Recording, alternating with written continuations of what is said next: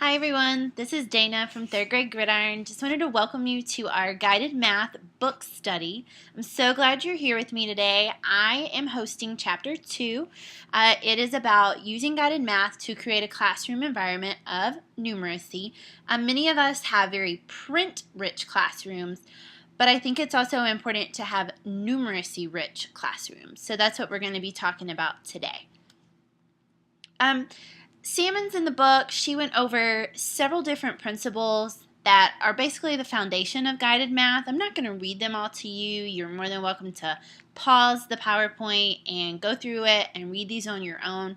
But I think the basic process and the basic meaning that she's trying to get at is that kids are supposed to explore, manipulate, figure out these things. Yes, there's a little bit of guidance, but at the same time, they have their own responsibility to acquire that knowledge and actually apply it and really work their way through that learning process. So you're still there for them, but you give them a little bit of freedom to do it on their own. The first thing you really need to do is build a learning community.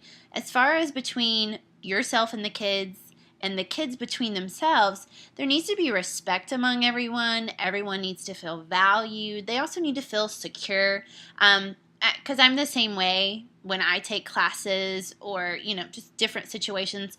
I want to feel comfortable and safe enough that when I actually bring my opinion to the group, I don't feel stupid or, I'm not worried about feeling insecure or wrong or, not confident enough. It's just that type of community where you can just be part of the group and you can feel a part of everything. And that goes with the last bullet that I have. It needs to be a sense of community. No one's on their own. It's like that whole there's no I in team thing. It's really true. During guided math, you're all working together. And if you're not, it's going to blow up and it's going to be chaos. The next thing she discussed was the classroom arrangement, and this is huge. We're going to go into some organization things in a minute, but you have to have appropriate spaces for different things to occur in the classroom. There are places for small groups to work in. There's an area for your large group, maybe where you do calendar or morning meeting, depending on what grade level you are. There's a space and place for everything. Another thing with having these different spaces is you need to be able to move among the classroom, the desk, the kids, everything, and it needs to flow. So everything needs to be efficient. And the kids and you need to have access to all the materials, whether that's a game, whether that's manipulatives, whether that's a textbook, whether, no matter what it is, your kids need to have access to it. You shouldn't have to get up from what you're working on to go get, a tub of pattern blocks or, the clocks or rulers for your kids. Everything should be out there ready to use. And like I said, organization and storage. If you are using centers or manipulatives, everything needs to be easily accessible, like I said. Everything needs to be labeled. You don't want kids searching and roaming around the room trying to find, a ruler, because people tend to get off task, and then that's pulling you away from your focus, what you're working on. So if you use either one of these types of bins that I have on the screen, you'll be able to label those using mailing labels. You can type on it, you can write on them, but just label the things for your kids and for yourself so that you know where everything's at, they know where everything's at, and they don't have to bug you about everything. Because honestly, if you train them, everything's going to be a well-oiled machine and it's going to flow even without you having to orchestrate everything. And again, only have the essentials. If you're not using clocks, don't have them in the manipulative area. It's kind of like declutter. Don't be a hoarder.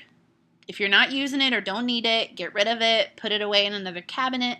Just don't have something there that can distract the kids, because that's the last thing you want during guided math. The next thing is a biggie, and I'm definitely not going to go into every bullet point here. Some of the big things that I use for a numeracy rich environment, definitely manipulatives. The kids need to touch something. They need that concrete, the visual. They need to touch, feel, move something. That way they can apply that to that abstract concept, and it becomes more understandable, just easier to work with. I love problem of the day, problem of the week, depending on how you want to set that up. But just anything to get the kids thinking, that problem solving aspect of things. You definitely want them to apply the other skills that you're teaching them, whether it's elapsed time or division, things like that. You want them to have a chance to apply that somewhere else rather than just in your group or a center that they're doing. I'm all about some math journals, definitely the word wall and vocabulary. That has to be front and center, very obvious. The kids need to be able to see it. They need to use it all the time.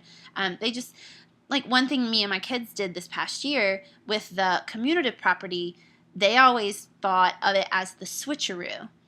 And I told them at one point, we need to kind of get away from that because that's not the true term for it. So different things like that, you really need to start using that language very often because the kids will get more comfortable with that. And then as they age, they'll be more comfortable with, the more difficult topics that they're going to get faced with. Graphic organizers are huge.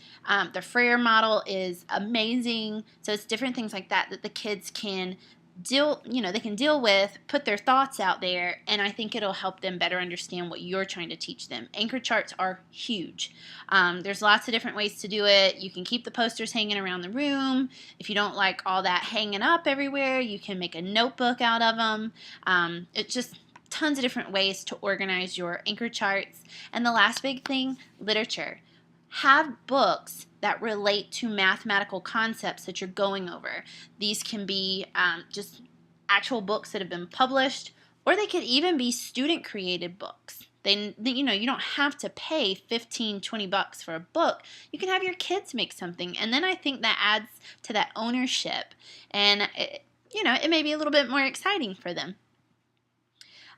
One of the last things I wanted to talk about was making the cross-curricular connections. Show the kids that the things that you're doing in math, you're going to need that as an adult in other areas of your life. It doesn't stop. So just because you're in third grade and you're learning elapsed time doesn't mean this month or this grading period is the only time you're going to use it. You're really going to have to need it later on. So I just threw out some examples. Economics, when you're budgeting, spending and saving, things like that, it's math. When you're recording or measuring weather, all about math. When you're trying to measure the distance from one location to the next, when you're teaching map skills and you're using the map scale, that's huge. And when I taught my kids that, it was such an eye-opening experience because they realized oh, that's why you're teaching us measurement in math time, because it relates to social studies. And I was like, yes, finally, the light bulb. Yes. So again, like the slide says, the possibilities are endless, and it's totally up to you how you want to pursue the cross-curricular connections. So final thing, if you have some comments or thoughts or just your favorite parts that you want to type up, if you have your own blog and you want to put that out there to your readers, I think that's fabulous. And if you want to do that, you're more than welcome to come back to my post if you want to link it up. That is awesome. I say the more the merrier. If you just want to leave a comment in the comment section at the bottom, that is cool as well. I just wanted to say thank you so much, guys, for participating in this book study. I think the biggest benefit that we can try to offer each other is this discussion, this professional development where we're learning from each other, because we all have our strengths and we can play off of those and we can learn so much from one another. So thank you again. Make sure you keep up with the calendar with who's posting what next so that you can stay on task with us and keep on learning with us and having a good time. All right, thanks guys. Hope you enjoyed it, and I will talk to you later. Bye.